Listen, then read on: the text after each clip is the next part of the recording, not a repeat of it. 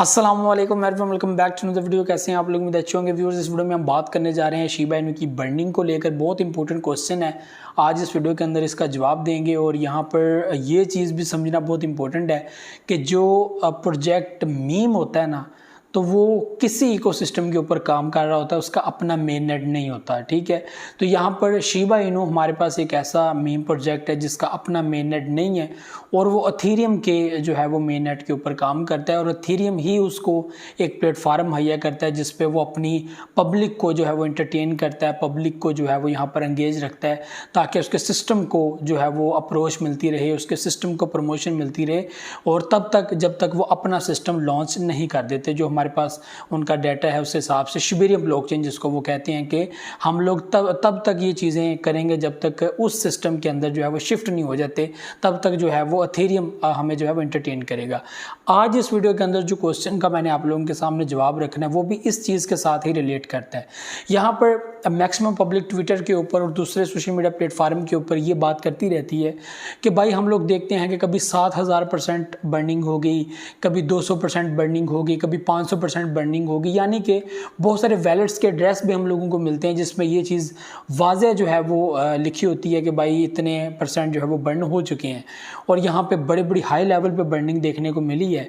लेकिन जो है वो स्टिल हम लोगों को उसका कोई बेनिफिट नज़र नहीं आ रहा है, या उसका कोई रिटर्न नज़र नहीं आ रहा है कि यार बर्निंग हुई है, सप्लाई कम हुई है, तो इसके बदले में प्रॉफिट जो है वो क्यों नहीं आ रहा है, या जो प्राइस है वो ऊपर क्यों नहीं जा रही, वो बुलिश क्यों नहीं कर रही। और अभी तक 1-1.5 साल हो चुका है जो बर्न पोर्टल आया था, 1 साल तकरीबन हो चला है, और यहाँ पर बर्न पोर्टल के ज़रिए इतनी बर्निंग हो चुकी है कि इसकी प्राइस को, इसकी सप्लाई को काफ़ी चेंज हो जाना चाहिए। तो यहाँ पर ये चीज़ें बहुत इंपॉर्टेंट है समझना कि है क्या मेन चीज़।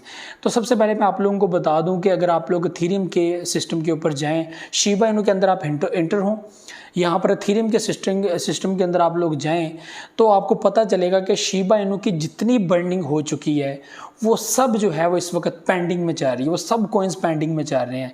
जब तक एथेरियम खुद उसको वेरीफाई नहीं करेगा, खुद उस पेंडिंग को क्लियर नहीं करेगा, उन कॉइन्स को डेड वैलेट के अंदर नहीं फेंकेगा, वो कॉइन्स कभी भी सप्लाई से आउट नहीं होंगे, वो सप्लाई के अंदर ही होंगे।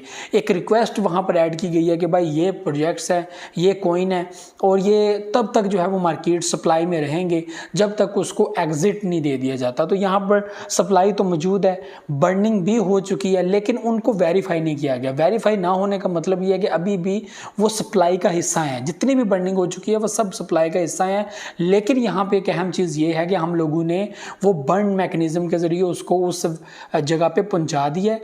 कल को जैसे ही मेन नेट आएगा और या फिर एथेरियम इसको वेरीफाई कर देगा, तो ऑटोमेटिकली हम लोगों को एक बड़ी बर्निंग देखने को मिलेगी। और यहाँ पे भी दो चीज़ें हैं। यहाँ पे फर्स्ट चीज़ें ये है कि जो एथेरियम वैलेट के ज़रिए या एथेरियम मेन नेट के ज़रिए जो हम लोगों ने बर्न पोर्टल के ज़रिए जो बर्निंग की है, तो क्या वो जब शिबेरियम ब्लॉकचेन आएगी तो वो सारे सिस्टम को शिफ्ट जब किया जाएगा और ये डाटा भी लिया जाएगा कि इतने % बर्निंग हो चुका है, तो हम लोग शिबेरियम के जरिए इसको कैंसिल कर दें, उसको बर्न कर दें ऑटोमेटिकली, या फिर वो सप्लाई दोबारा ऐड होगी। ठीक है, जो मौजूद है वो सप्लाई रहेगी और दोबारा से बर्न पोर्टल के जरिए जो है वो बर्न स्टार्ट होगा। यहाँ पर एक जो है वो पॉइंट बहुत सारे जो एक्सपर्ट्स हैं ये भी देते हैं, और वो ये कहते हैं कि भाई इतना बड़ा बुलिश देखने को मिल सकता है ना, इतना बड़ा बुलिश देखने को मिल सकता है अगर जितनी बर्निंग हो चुकी है शिबेरियम ब्लॉकचेन के साथ आते ही इतनी सप्लाई को बर्न कर दिया जाए। आपको अंदाज़ा नहीं है कि शिबा इनू के अंदर कितना बड़ा बुलिश देखने को मिल सकता है। ये जो बड़े बड़े एक्सपर्ट्स हैं ये कहते हैं, और बिल्कुल ऐसा ही है कि अगर हम लोग देखें इस वक्त जितनी भी एथेरियम के जो है वो मेन नेट के ऊपर जो बर्न के लिए जो कॉइन्स भेजे गए हैं, जो वहाँ पर रखे गए हैं, अगर उन सब को इकट्ठा करके यहाँ पर जो है वो सप्लाई से आउट कर दिया जाए, आपको अंदाज़ा नहीं है कि शिबा इनू की प्राइस कितनी ज़्यादा बुलिश हो जाएगी। और यहाँ पर बायर भी वहीं रहें, ठीक है, सेलर भी वहीं रहे, आपको ऑटोमेटिकली शिबा इनू की प्राइस के अंदर एक बड़ा बर्न देखने को मिलेगा, क्योंकि एक बड़ी सप्लाई यहाँ पे मार्केट से आउट हो जाएगी। डाटा के मुताबिक यहाँ पे तकरीबन 400 ट्रिलियन सप्लाई रह जानी चाहिए अभी तक जितनी बर्न हो चुकी है। ये डाटा जो है वो ज़ाहिर सी बात है किसी ने कैलकुलेट किया इस तरह का, तो उसने सारे जो है वो वैलेट को देखने के बाद जो है वो उसने सारी सप्लाई को ऐड करके जितनी बर्निंग हो चुकी है सबको ऐड करके यहाँ पे ये अंदाज़ा लगाया है कि तकरीबन 400 ट्रिलियन सप्लाई इस वक्त बचनी चाहिए जितनी बर्निंग हो चुकी है। और इस वक्त जो सप्लाई है और उसमें 400 अगर बाकी रह जाए, आप खुद अंदाज़ा लगाएं कि यहाँ की कितना बड़ा बुलिश आप लोगों को देखने को मिल सकता है। और ये फ़िलहाल ये चीज़ अनएक्सपेक्टेड है, लेकिन क्रिप्टो मार्केट में कुछ भी हो सकता है, इसकी भी एक स्पेस रखें आप लोग। बर्निंग मैकेनिज्म मेन नेट वाला प्रोजेक्ट है या मेन नेट के बगैर वाला प्रोजेक्ट है, दोनों के लिए अगर हम लोग देखें, अगर क्रिप्टो मार्केट में अगर कोई कॉइन को बुलिश करवाना है तो ये एक अहम पॉइंट है कि सप्लाई को ज़्यादा से ज़्यादा कम होना चाहिए, सप्लाई को आउट होना चाहिए, सप्लाई को माइनस होना चाहिए, ताकि आपका प्रोजेक्ट मज़ीद आगे बढ़े। ठीक है, तो यहाँ पर जाहिर सी बात है शिबा इनू के अंदर कोई माइनिंग का प्रोसेस तो नहीं है, कोई रिवार्ड का प्रोसेस तो नहीं है, लेकिन यहाँ पर एक सप्लाई जो है वो रख दी गई है कि भाई इतनी टोटल सप्लाई है, और इतनी टोटल सप्लाई में यहाँ पर हम लोगों को इस वक्त इतनी मार्केट नज़र आ रही है और उस हिसाब से ये वैल्यू निकलती है। अगर यहाँ पे सप्लाई को बर्न करना स्टार्ट कर दिया जाए, वहाँ पर $1 बिलियन मार्केट कैप है, वो कल को भी $1 बिलियन आती है, परसों भी $1 बिलियन आती है, लेकिन अगर सप्लाई को यहाँ पे कम करना शुरू कर दिया जाए तो वो $1 बिलियन वाले आप देखेंगे कि जो शिबा इनू की प्राइस है वो आगे बढ़ रही है।